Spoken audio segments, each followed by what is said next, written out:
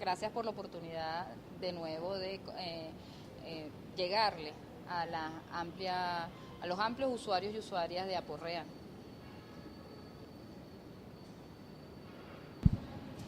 Bueno, queremos saber cómo está la situación en esta lucha por la regulación de los precios de la salud privada.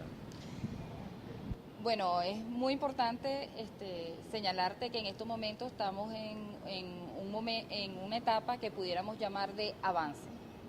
Hemos avanzado desde julio del año pasado, del julio de este año, cuando tuvimos el primer encuentro aquí, ¿no? En una entrevista. El avance significativo es, primero, que el gobierno nacional le dio el espaldarazo a la Alianza Interinstitucional por la Salud para que tuviera la oportunidad de negociar en bloque con la Asociación de Clínicas Privadas los precios del sector privado de salud, que el sector privado de salud nos ofrece. Esto significó que ya tuvimos una primera reunión con los representantes de las clínicas privadas, donde establecimos una primera serie, vamos a llamarlos acuerdos, ¿no? Para el proceso de negociación. El primer acuerdo al que fuimos llegado y que es muy importante es que la alianza interinstitucional es la instancia de negociación con las clínicas privadas. O sea que somos nosotros en bloque, a ver, por ahora estas 11 instituciones, porque déjame hacer un paréntesis y decirte que no solo son 11 instituciones en este momento, tenemos 8 instituciones más que están solicitando pertenecer a la alianza. Pero el asunto es que el gobierno nacional nos autoriza a negociar en bloque los precios que se nos están facturando por el servicio privado de salud. Eso es un primer avance, ¿no?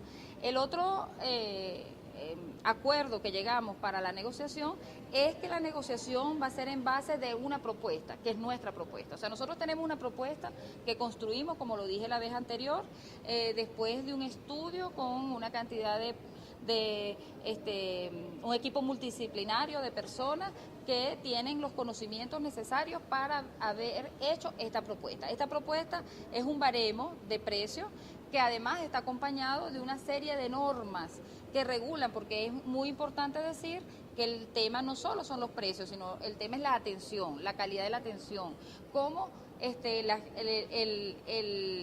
la relación entre el usuario y la usuaria y las clínicas deben estar dentro de los cánones de la humanización, de la calidad, de la calidez, o sea, deben estar dentro de los cánones de una verdadera relación que signifique la atención, la protección de la salud del paciente, ¿no?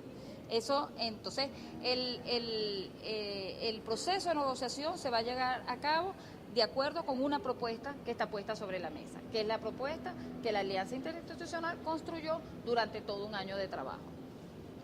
O sea que podemos decir que hay un avance y en relación... ¿Y por qué crees que se da este avance? Es decir, ¿tuvo algo que ver el tema del congelamiento de precios propuesto? Sí, claro, fíjate, en esa primera etapa de negociación con el sector privado de salud, el alto gobierno construyó con ellos también una serie de acuerdos y entre esos acuerdos estaba el congelamiento de precios. Pero ¿qué pasa? Que nosotros de agosto que comenzó el congelamiento a octubre, demostramos de manera fehaciente que no existió tal congelamiento, que las clínicas privadas siguieron aumentando los precios indiscriminadamente, de manera arbitraria, sin ningún tipo de consideración, sin ningún tipo de aviso previo, sino simplemente siguieron aumentando los precios, o sea que el congelamiento en la práctica no fue acatado. Entonces las clínicas privadas violaron uno de los acuerdos que llegaron con el alto gobierno. ¿Qué significó eso entonces? Que la única manera real de hacer un congelamiento es tener una tabla de referencia. ¿Qué es el baremo? El baremo es una lista de precios máximos que vamos a pagar. Y esa lista de precios máximos que vamos a pagar es una tabla de referencia. Es una tabla de referencia que si se aplica durante un año, estamos congelando los precios durante un año. ¿Y eso cuánto significaría? Ya lo habías dicho, pero es bueno recordarlo. ¿Cuánto significaría del tema de ahorro? Sí, en el tema de ahorro, de aplicar el baremo tal cual como está en la propuesta, significaría aproximadamente un 34% de ahorro en general, ¿no? Para todas las instituciones. Pero lo más importante, eso está en el orden de los 2.200 millones de bolívares fuertes, ¿ok? Pero además es importante y es bueno que lo pongamos en el tapete, es que el baremo que estamos planteando, o sea, la propuesta que nosotros tenemos en la mesa, no solo significa ahorro de dinero, o sea, está normando la relación, está normando la atención que reciben nuestros trabajadores y nuestras trabajadoras. ¿Y con qué parámetros normaría la relación? ¿Con qué parámetros construyeron ustedes ese tipo de convenio?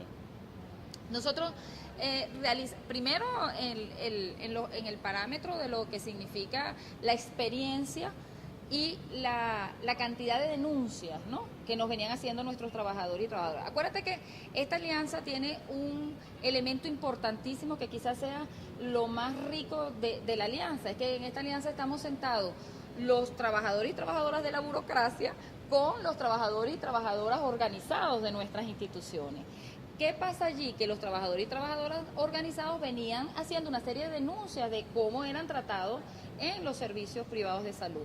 Y además evidenciábamos las diferencias entre unas instituciones y otras, pues los trabajadores de las instituciones cuyas coberturas son menores, pues son tratados de manera más discriminada que los trabajadores de las instituciones cuyas coberturas son mayores. Entonces, una suerte de clasificación de nuestros trabajadores y trabajadoras en trabajadores de primera, de segunda, de tercera, de acuerdo al monto de tu cobertura.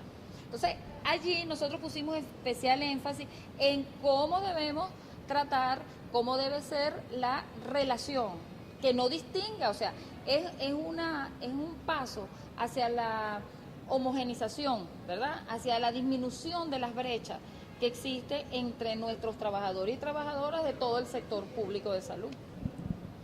O sea que significaría un trato más igualitario para los trabajadores en relación a de las clínicas hacia los trabajadores. Exactamente.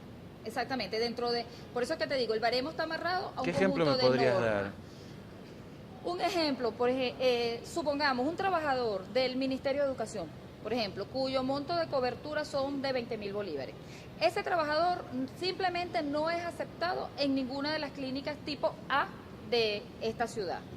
Ajá, y nosotros se dirán, bueno, pero es que 20.000 bolívares no alcanza para nada. Bueno, a lo mejor no alcanza para una enfermedad catastrófica o para internarlos en terapia intensiva. Pero, por ejemplo, si se necesitan hacer un examen de hemodinamia, su póliza les alcanzaría. ¿Qué pasa? Igualito. Y entonces resulta que solo se hacen los exámenes de hemodinamia en estas clínicas tipo A. ¿Qué pasa? Entonces este trabajador simplemente se le dice, no, busque la ayuda en otra parte para que se pueda hacer el examen aquí porque su póliza no la aceptamos, por ejemplo. Pero también tenemos para nuestros trabajadores y trabajadoras que simplemente de CanTV, por ejemplo, que los pueden dejar esperando allí porque pasa por encima cualquier otra ciudadano o ciudadano que llega pagando cash o pagando con una tarjeta de crédito. Ah, bueno, pero como tú vienes por una póliza del Estado, bueno, entonces tú tienes que esperar allí todo el tiempo que a ellos les parece, ¿no? Pero también existen otras discriminaciones, por ejemplo, a PDVSA, hay clínicas de esta ciudad que no aceptan los trabajadores de PDVSA, simple y llanamente se dan el lujo de decir, no, yo no trabajo con PDVSA. O sea, este tipo de cosas son realmente inaceptables, no las podemos seguir tolerando, no las podemos seguir aceptando. Entonces, ¿qué decimos nosotros? Bueno, resulta ser que la alianza es una alianza donde estamos todas estas instituciones, todos nuestros trabajadores tienen los mismos derechos, tienen las mismas condiciones, por lo tanto, si no aceptas mi trabajador, tampoco aceptas el de las otras 10 instituciones que están en la alianza. Entonces, es una manera de decir, o aceptamos a todos o no nos aceptas a ninguno. Y nos aceptas a todos con las condiciones de humanidad, de calidad, de calidez, o sea, con todas unas condiciones que permitan que la calidad de la atención esté por encima de lo que hasta ahora estamos recibiendo. O sea que además de especulación en los precios, habría una discriminación también entre los propios trabajadores. Por supuesto, sí, eso fue el origen de este proceso. El origen de este proceso es las constantes quejas que nuestros trabajadores y trabajadoras organizadas venían haciendo en nuestra gerencia en relación al trato discriminatorio que recibían en las instituciones privadas de salud. Entonces se podría decir, ¿qué pasos habría, digamos, cómo empezaría esta negociación que tú mencionaste al principio en qué consistiría realmente? Sí, la negociación consiste en esta primera reunión que tuvimos el martes pasado. Llegamos a un acuerdo que vamos a tener una reunión el próximo martes donde la Asociación de Clínicas Privadas presentará sus observaciones en base a la propuesta que ya está en la mesa. O sea, la propuesta está en la mesa. Ellos realizarán sus observaciones y tendrán, por supuesto, que convencernos con argumentos que consideremos válidos para entonces nosotros modificar nuestra propuesta. Pues una negociación, o sea, yo te lanzo un grupo de propuestas, tú las revisas, nos dices tus observaciones y discutiremos, ¿verdad?, a llegar a términos que permitan pues que ambas que lleguemos al consenso. O sea, estamos dispuestos a la negociación sobre la base de nuestra propuesta. O sea, no tenemos ninguna duda que estamos dispuestos a negociar, a llegar a un acuerdo, a revisar los puntos que las clínicas tengan observación sobre ellos. O sea, estamos absolutamente de acuerdo. Pero la negociación siempre debe basarse sobre la propuesta que está en la mesa, que es la propuesta del baremo. La lucha por la independencia continúa.